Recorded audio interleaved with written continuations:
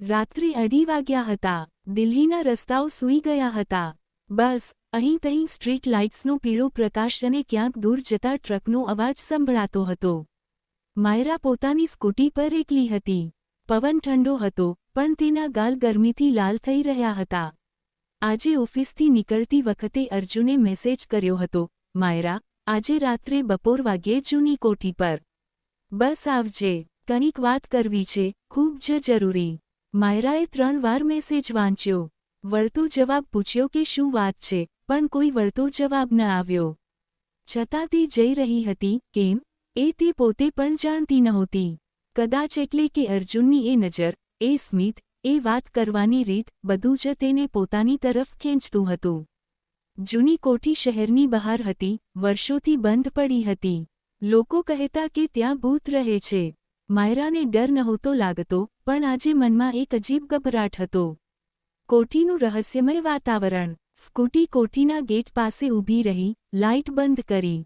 ચારે તરફ સન્નાટો હતો, માત્ર પાંદડાઓનો સરસરાટ સંભળાતો હતો.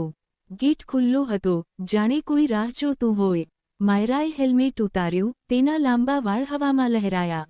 તેની સિલ્કની કુર્તી પણ હવામાં હળવેથી લહેરાઈ. તે આગળ વધી.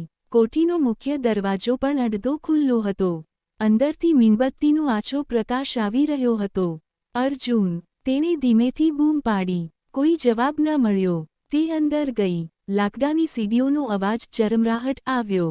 દરેક ડગલે તેના હૃદયના ધબકારા વધી રહ્યા હતા. બીજા માળે એક મોટો હોલ હતો, જેની વચ્ચે ચાંદીનો જૂનો પલંગ હતો. તેના પર સફેદ ચાદર હતી અને ચાદર પર અર્જુન શર્ટ ઉતારીને સૂતો હતો.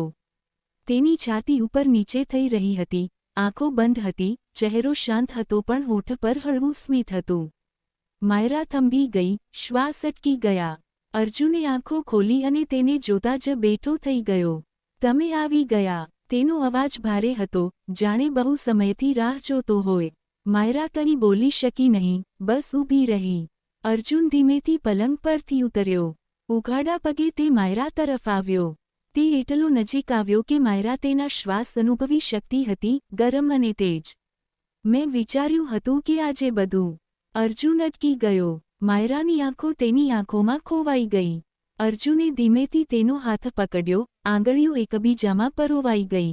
માયરાનું શરીર ધ્રુજી ઉઠ્યું. અર્જુનનો બીજો હાથ માયરાના ખભા પર હળવેથી હતો, જાણે પૂછી રહ્યો હોય કે શું હું. માયરાએ કંઈ કહ્યું નહીં, બસ આંખો બંધ કરી દીધી. અર્જુને તેને પોતાની તરફ ખેંચી. તેમના ચહેરા વચ્ચે માત્ર 1 ઇંચનું અંતર હતું. શ્વાસ એકબીજામાં ભળી રહ્યા હતા, ગરમાવો વધી રહ્યો હતો.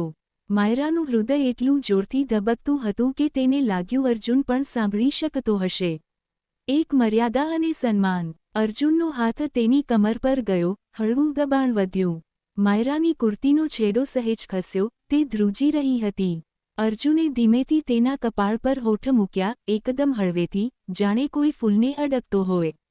પછી ગાલ પર. માયરાના શ્વાસ અટકીને ચાલી રહ્યા હતા. અર્જુનનો હાથ હવે તેની પીઠ પર હતો, ધીરે ધીરે નીચેની તરફ. માયરાએ આંખો ખોલી, અર્જુન. તેનો અવાજ કાંપતો હતો. અર્જુન રોકાઈ ગયો. તેણે પાછળ હટીને જોયું. માયરાની આંખોમાં ડર પણ હતો અને ચાહત પણ. હું. અર્જુને કહ્યું અને અટકી ગયો. પછી અચાનક તેણે બંને હાથ પાછળ કરી લીધા. ના, તેણે કહ્યું. માયરા ચોંકી ગઈ, શું ના? આજે નહીં. અર્જુને ઊંડો શ્વાસ લીધો. હું તને ખૂબ ચાહું છું માયરા, પણ હું નથી ઈચ્છતો કે આપણે ઉતાવળમાં એવું કંઈ કરીએ જેના માટે પછીથી પસ્તાવો થાય. માયરાની આંખો ભીની થઈ ગઈ.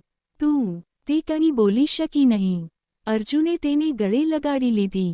ઘણીવાર સુધી તેઓ એકબીજાને ભેટી રહ્યા. કોઈ બીજી હલચલ નહીં, બસ એકબીજાના ધબકારા સાંભળતા રહ્યા.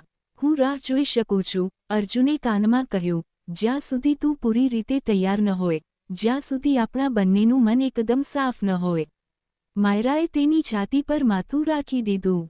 તેની ધડકન સાંભળી રહી હતી, તેજ પણ કાબૂમાં. તું ખરેખર પાગલ છે, તેણે હળવેથી હસતા કહ્યું. તારા માટે. હા. સવારનો નવો ઉજાસ. પછી બંને પલંગના કિનારે બેઠા અને વાતો કરવા લાગ્યા.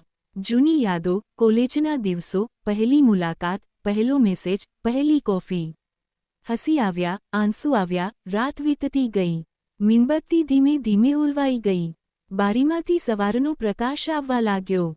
અર્જુને માયરાનો હાથ પકડ્યો. ચાલ, ઘરે જઈએ. માયરાએ હા પાડી. બંને નીચે ઉતર્યા, સ્કૂટી સ્ટાર્ટ કરી. રસ્તામાં પવન ઠંડો હતો, પણ બંનેના ચહેરા પર ગરમાવો હતો. માયરાએ પાછળ વળીને અર્જુનને જોયો. તે હસતો હતો. કાલે ફરી મળીશું, તેણે પૂછ્યું. અર્જુને જવાબ આપ્યો, પરમ દિવસે, અને જેટલા દિવસ તું ઈચ્છે ત્યારે. સ્કૂટી શહેર તરફ આગળ વધી ગઈ. તે રાત્રે કંઈ શારીરિક રીતે થયું જ નહીં, છતાં ઘણું બધું થઈ ગયું હતું. તેમની વચ્ચેનો એ ભરોસો, એ રાહ, એ પ્રેમ, એ બધું જ હતું જે કદાચ